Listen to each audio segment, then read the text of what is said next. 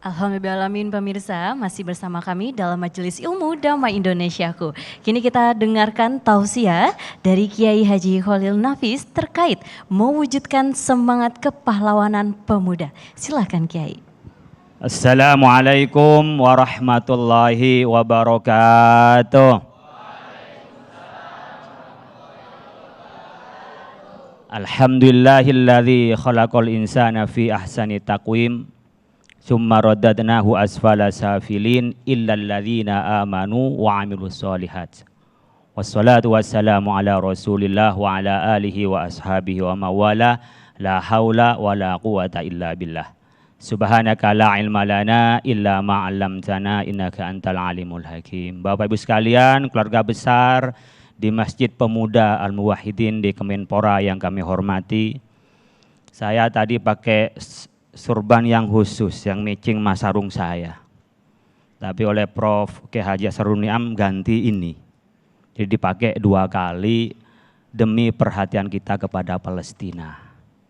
Ibu bapak yang kita lakukan perlu simbol juga biar dunia tahu apa yang dilakukan oleh Indonesia dan sekarang memperingati Hari Pahlawan. Ini juga kita ingat kepahlawanan kita. Adik-adik, pahlawan itu ibu bapak ketika kita bersikap menjaga harga diri dan menjaga kebaikan orang lain dan rela kita demi kebaikan orang lain. Jadi kalau kita egois, anak-anak sekarang repot sama HP. HP itu kadang-kadang jadi setan gepeng.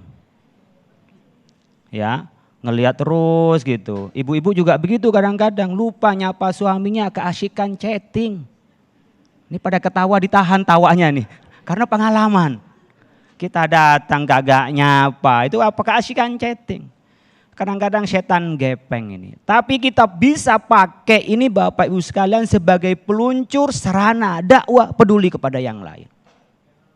Kita Bapak Ibu sekalian ingin menyampaikan kebaikan melalui yang ada pada media sosial ini. Bahkan kita bisa sekarang ini apa yang terjadi di Gaza dulu mesti ditutup-tutupin dengan berita-berita barat, bisa ditutup-tutupi oleh berita-berita yang punya kepentingan. Sekarang tidak bisa. Karena apa? Ada media sosial, itu namanya senjata makan bukan bapaknya. Kenapa?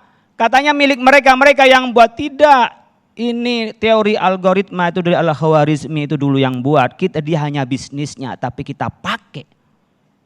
Tetapi fatwanya Prof. Asrorun Niam itu disampaikan dari MUI. Kalau produk makanan, ibu pakai bedak ya. Ibu pakai sabun, ibu pakai parfum, hentikan beli dari mereka, boikot mereka. Untuk apa? Itulah namanya kepedulian kita, kepahlawanan kita, karena di sana manusia-manusia tak berdosa dibunuh dan dihancurkan oleh mereka. Manusia, siapapun yang atas nama manusia, itu namanya jiwa pahlawan, mau peduli pada yang lain, bukan egois, bukan individualis. Kalau tadi diceritakan berkenaan dengan Bung Tomo Sutomo umur 25 tahun, dia menggelegar, berpidato, berorasi. Untuk apa? Lawan itu penjajah itu. Sayyidina Ali umur 20 tahun rela menjadi tumbal ketika itu Rasulullah mau hijrah, dia di tempat tidurnya umur 20 tahun Bapak Ibu sekalian. Jadi nggak usah terlalu tua sebenarnya, dari muda-muda, para pemuda, para pelajar itu sudah mulai.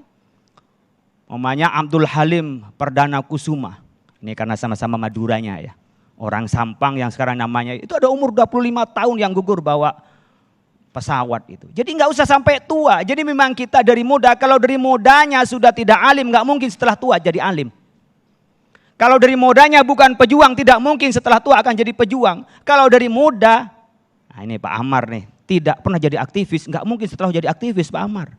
Bisa saja mulai muda aktivis sampai tua aktivis terus Pak Amar. Ini karena pemuda sering nanganin aktivis nih, nggak pernah berhenti jadi muda terus. Bapak Ibu sekalian, kalau kita mau jadi pahlawan ada 3 kriteria. Ada 3 patokan yang harus menjadi pijakan kita untuk menjadi pahlawan. Yang pertama alal haq, harus ada pada hak. Siapapun yang akan dihadapi oleh kita, siapapun yang akan menghadangnya, kalau kita ada pada hak, kita tidak boleh mundur. Bahkan kita punya semboyan, jangankan hanya orang, malaikat turun dari langit berjubah putih, tapi kita benar, nggak perlu kita takut.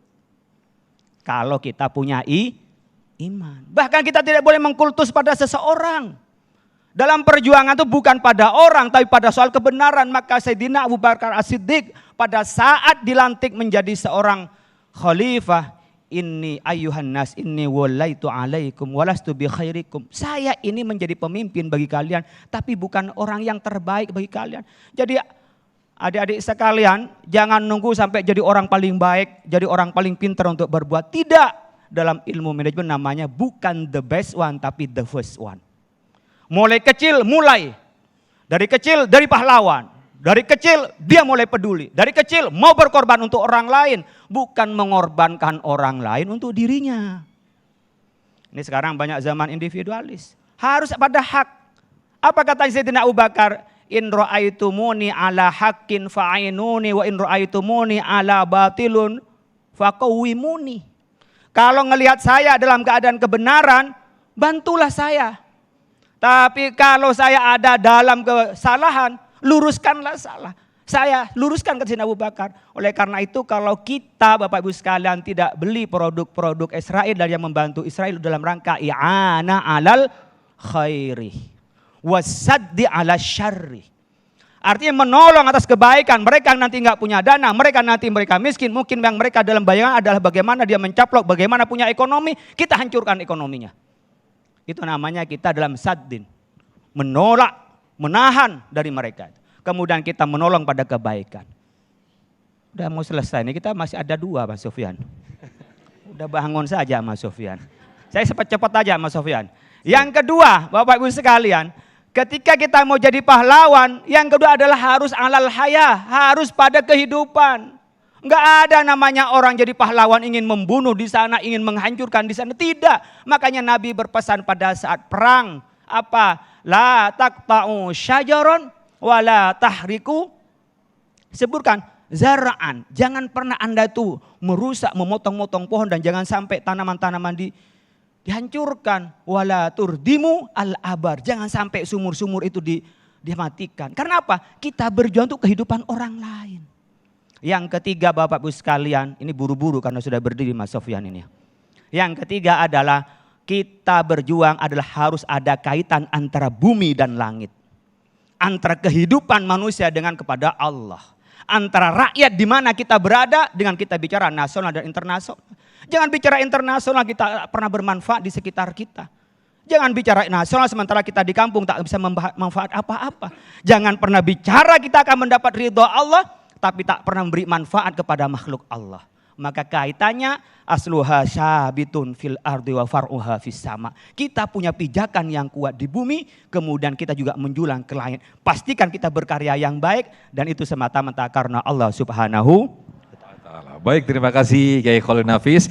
Yang insya Allah tenang ya, kita akan perdalam lagi di segmen tanya jawab. Insya Allah akan lebih panjang lagi durasinya dan insya Allah nanti akan kita elaborasi tema-tema kita, subtema yang tadi disampaikan oleh guru-guru kita. Tetaplah di Damai Indonesiaku, sesaat lagi kami akan kembali.